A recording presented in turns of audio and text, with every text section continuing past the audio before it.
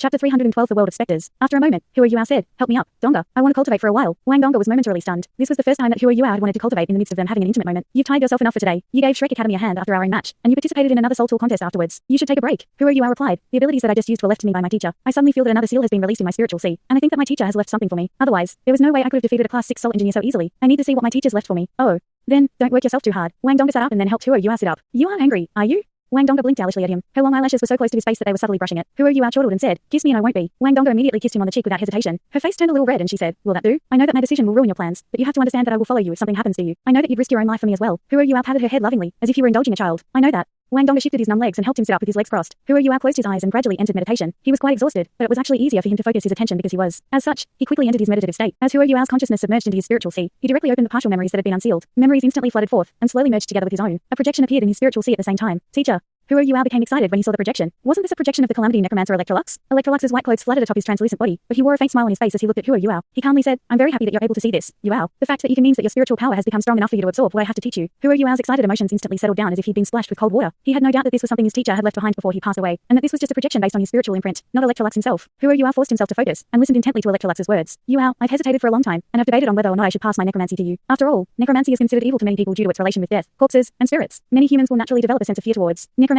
I've thought long and hard about it, and about you as well. In the end, I've decided to teach them to you anyway. Necromancy is only one branch of the magic contained within my world, and it's not a frightening thing at all. Furthermore, it's the type of sorcery that's closest to a human's origin and essence. Everything about necromancy stems from life. In fact, the first breakthroughs in necromancy were made so that humans could prolong their own life, so that they could fight against the laws of nature. However, when humans delved deeper into necromancy, some necromancers went down a different path, choosing to slowly deviate from the original path. They relied on necromancy to strengthen themselves, and proceeded to kill other living beings in order to steal their life energy in order to do so. I was once a mighty necromancer. In the beginning, I possessed the element of light, and was adept with all sorts of light-type magic spells. However, I became filled with vengeance and hatred after certain things happened to me. Thus I delved into necromancy by relying on my talents and opened up a whole new path for myself. Light-based necromancy. I won't tell you the unfortunate events that I've had to go through, but before you can completely receive my teachings on necromancy, you must remember that necromancy is dangerous because of its strength, and because of its forbidden realms. If you descend into the darkness within necromancy, you will be destroyed by it. You can practice necromancy, but your heart must still be shrouded in light. These are the words that I shall imprint into the deepest regions of your soul so that you won't be blinded by revenge nor hatred no matter where you are. I don't hope for necromancy to be spread or glorified by your hands. My only wish is that my lineage will continue. I've studied and perceived your world closely, and realized that your world is different from my own. In my world, the existence of gods is equivalent to your spirit reaching such an extremely high level that it evolves. When that happens, you will drift illusorily through space, as if your body has been transformed into countless elements, and you won't be able to control anything about yourself anymore. However, in your world, there seems to be a special energy that takes you to another realm once you reach that level. This is actually becoming a god, but it's a pity that I won't live to see you reach that level. If that day does occur, please keep my necromancy as part of your abilities. That is my greatest wish. My most profound and sophisticated spells have been integrated into your memory. You'll be able to use them as long as you continue increasing your spiritual power. At first glance, light and necromancy may seem to be at odds with each other, but in truth, all things can be connected together so long as you find something that they have in common, somewhere where both things intersect. And that concept is life for light and necromancy. Only when light shines on the world do we have life. Sunlight and water have been the most important things for life and survival since the oldest days of humanity. On the other hand, necromancy studies the power of death. One is about life, while the other is about death. But the truth is, they're just focused on opposite ends of life. Life and death aren't mutually exclusive, and under certain circumstances, they'll even be attracted to each other, and can be alternated between one another. Hua Yuao listened quietly to Electrolux's teachings, and slowly perceived all of the complex and sophisticated necromancies kept within his memories. He felt as if he'd entered another world. He'd always wanted to learn more about necromancy from Electrolux. However, Electrolux had only taught him some foundational things before, and even then had barely scratched the surface. It was only at this moment, when the lineage and teachings that Electrolux had left for him were officially unsealed, that he truly understood how unfathomable and mystical necromancy was. Furthermore, Hua Yuao gradually came to understand what his grey soul ring represented. What Electrolux had left for him wasn't as simple as information and lessons. It also included a necromantic framework that Electrolux had personally created. Hua Yuao had to use the energy within his own body as the foundation when he used necromancy, followed by his spiritual power to perceive the element of light between heaven and earth. He had to do everything in tandem and in resonance with his life origin to do anything at all. Hua Yuao could no longer use his other martial souls when using necromancy. His grey soul ring represented the necromancy framework that Electrolux had left behind for him, though it wasn't actually a soul ring. However, from a pragmatic perspective, possessing Electrolux's necromancy teachings was equivalent to having a third martial soul. And yet, it wasn't a martial soul, it was superior to one. This martial soul couldn't be boosted with soul rings, but it would become stronger alongside Hua Yuao's soul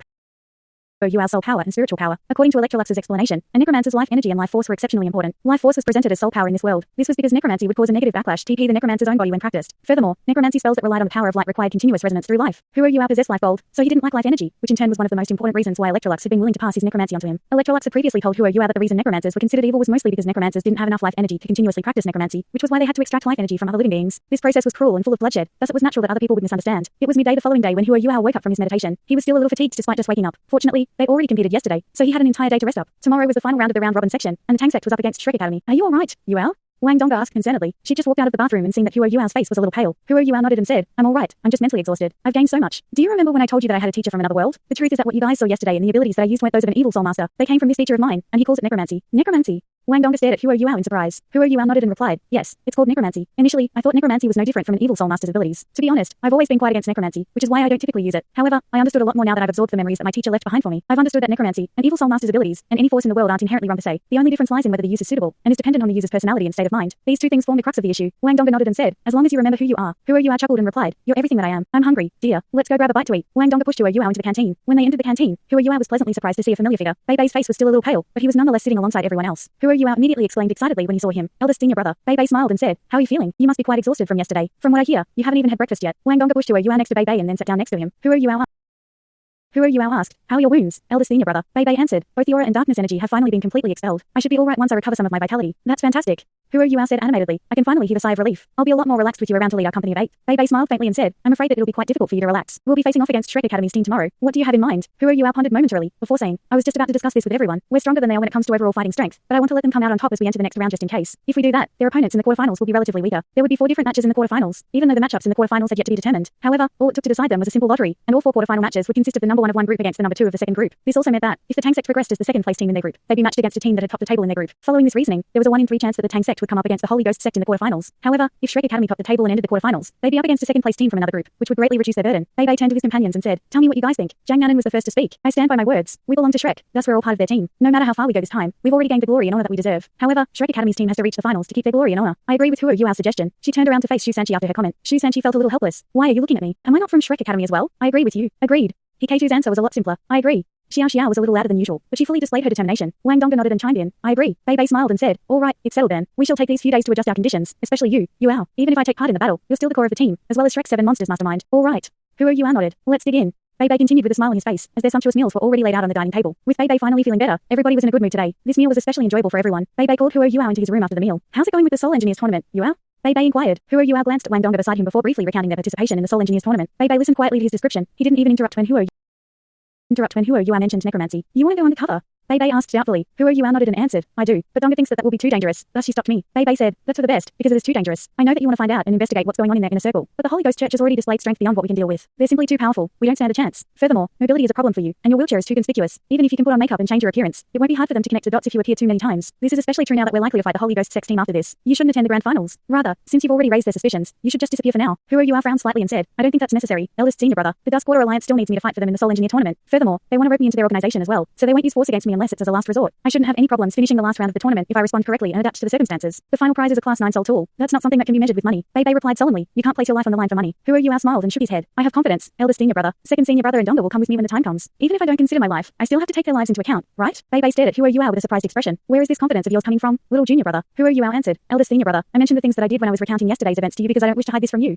I obtained a very unique ability through a miraculous encounter. It can be counted as my third martial soul in a sense, and it has bestowed certain special abilities upon me. This special ability doesn't belong to our world, which is why I have the confidence to escape with my life whenever I'm in danger. I did intend to take a risk when I went undercover before yesterday, but after consolidating these unique abilities last night, I don't think that I'm taking a risk anymore. Donga, I said the same thing to you. If you're too concerned about me, I can simply take you along with me when I go undercover. Wang Dong felt a little curious when she heard his words. She knew very well that Huo Yuao would never mess around whenever her life was concerned, which meant that he must be extremely confident if he could make such an endeavor sound so riskless. You promised me last night. Wang Donga's pretty eyebrows knitted up as she stared at Huo Yuao with indignant eyes. Huo Yuao grasped her hand and said, listen to me, Donga. I wish to go undercover not just to investigate the Holy Ghost Church, but also to find a way to save teacher Xiaoya.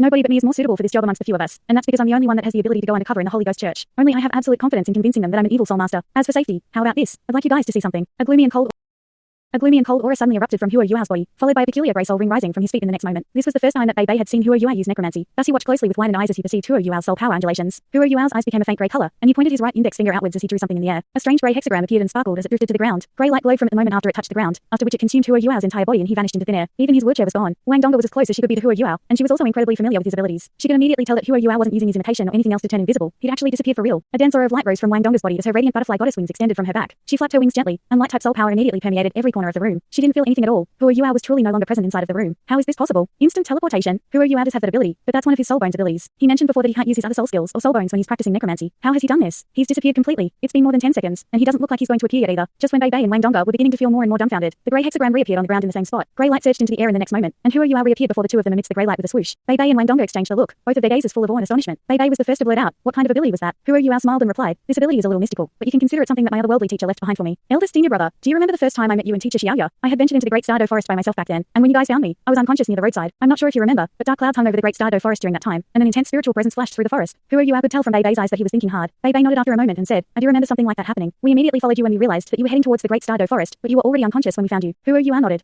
Yes, I'd already fainted by then, but before I fainted, someone entered my mind. That person is the teacher that I'm talking about, the one from another world. I'm still unsure even now where my teacher is from, and all I know is that he's very powerful. He told me that his powers were almost godlike, but his spirit was shattered for some reason, and only a thread of his divine sense arrived on our world. It was coincidental that he entered my mind, and he would awaken from time to time inside my spiritual sea afterwards. Most of the time, he was in deep slumber. He began to impart an ability called necromancy to me. At Donga's home sometime afterwards, an energy inside my body was suddenly triggered. My teacher incinerated the last remnants of his divine sense to save me, and he's now gone forever. However, he was the one that created the spirit that you guys have seen, and he was the one that showed me how to sign that pact with my spirit. Otherwise, how could I have innovated and invented this all by myself? Bei had a look of revelation on his face. So that's the mystical story behind everything. No wonder I've always felt as if you had some deep and dark secret. So that's what happened. What did you mean when you said this was something that your teacher left behind for you? Who are you? Our answered. He said that there are actually many planes in this world. Every plane is a world on its own, and some share the same space-time with us, while others don't. Teacher used his own powerful abilities to create a relatively smaller world, which he called a demiplane. Before this, I used a spatial key that he had left behind to enter the demiplane that he had opened up. That was an instant shift, as I did leave this world entirely. This also means that I can hide inside his demiplane whenever I'm in danger, and I may even be able to bring some people inside. That world is a very narrow and simple world, but it's very safe. This was the first time that Wang Donggo or Bei had heard of something like this, and they were astonished beyond measure. They almost found it impossible to accept that there was something so mystical and fantastical in this world, that other planes actually existed, and people could enter those planes by using certain methods. Wang Donggo asked curiously, Yuao, does that mean that both eldest senior brother and I can enter that demiplane you speak of? Who are you? I nodded and said, but you guys have to be mentally prepared. The demiplane that my teacher created has its own rules, and he claimed it to be one of the most complete demiplanes. All that's inside are my teacher's specters, and they've been nourished inside for thousands of years. Not even he knew how powerful they'd become, and how many there are. The world is very dark and eerie, and it can't be considered absolutely safe. That's all right.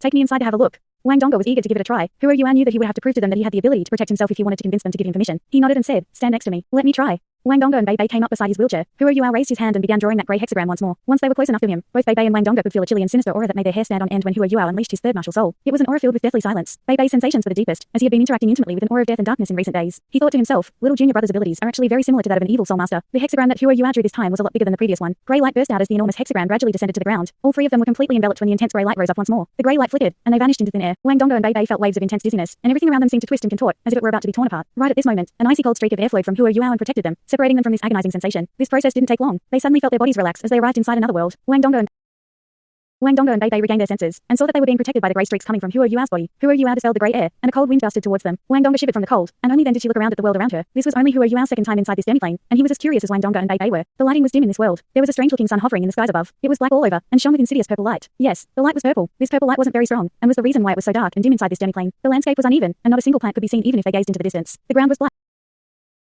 The ground was black, and appeared as if it had been painted over with black ink, while cold and chilly auras surged from all directions. There were some hills in front of them, and nothing else could be seen beyond that. There was a large door behind them. They seemed to have entered through this door. Is this really another world? Wang Donggo asked, astounded. Hu Yuao answered, according to my teacher, this isn't considered a world. The reason is because this place only has some ground, but it doesn't have a sky. Our world is a planet, and it possesses complete biological chains. We will enter a boundless world as long as we progress into the sky, but this demiplane is a far cry from our world. There are only undead creatures in this place. Furthermore, this world has its boundaries, and its boundaries are designated by darkness and nothingness. Any creature in this world will be consumed by that darkness and nothingness if they step into it. I've managed to bring us here with the spatial key that my teacher left behind for me, and that refers to this large door behind us. We can only return to our own world through this door. Bei asked, what if the undead creatures in this world use this spatial key? Hu Yuao answered without hesitation, they will enter our world. This undead demiplane that my teacher created was built to make it convenient for him to summon undead creatures. I will use another method to explain, and then you guys will know how powerful my teacher was when he was still alive. My teacher's full name was the Divine Law of Necromancy, the Calamity Necromancer Electrolux. His rationale for creating this undead demiplane was to investigate a certain branch of necromancy. According to the language that we speak on the Douluo continent, he wanted to research a soul skill. He created this place so that he could perfect his necromancy. After thousands of years of nourishment, there are uncountable powerful undead creatures in this world. Bei and Wang Donggo didn't really understand when Hu Yuao droned on about magic and sorcery, but it was easier to understand when Hu Yuao talked about soul skills. One single person could create an entire world. Even though it was an incomplete demiplane, this feat was frightening enough. How horrifyingly powerful were his magics and sorceries? Hu Yuao stared at the fearful looks on their faces, and his eyes flowed with a contemplating look. You guys don't have to be afraid. Dongga, eldest senior brother. Necromancy is powerful, and especially so when it's practiced at the level that my teacher was at. He was a demigod, and necromancy at that level becomes so powerful that it's almost impossible to believe. However, my teacher mentioned that no matter how powerful necromancers are, they have to use their own life energy to practice necromancy. My teacher used some special magic rituals to turn himself into a half-human and half-undead lich back then, but his body gradually declined and withered after using some exceptionally powerful spells. He told me that the abilities he imparted to me were only part of his own abilities. Despite that, these abilities are enough to be useful for an entire lifetime. Wang Donggo said, can we walk a little further to look around? Yuao, of course we can, but we have to be careful. We can encounter undead creatures at any time in this place. He pushed his own wheelchair as he spoke. He faced the large door behind him, and chanted something under his breath before the large door transformed into a grey streak and entered his palm. Never move more than 20 steps away from me, as I can take care of you guys within this range. This is especially so for Dongga, because your light type abilities will be greatly weakened in this place, because the element of light doesn't exist in this demiplane. Wang Donggo was momentarily stunned, and hurriedly released her martial soul. Indeed, when her soul rings rose one after another from her feet, her radiant butterfly goddess wings that extended from her back turned entirely blue in color. Furthermore, they were dim and lightless, and the golden spots that were supposed to be on their surface became pale yellow patterns. Wang Donggo could clearly feel that her soul power was being consumed at an exponentially greater rate after she released her martial soul. Under such circumstances, she could only rely on her own soul power to use her soul skills, and she couldn't draw upon any strength from the element of light in the air. Without the element of light, there was no way she could regenerate what she expended. That's just incredible. It's true.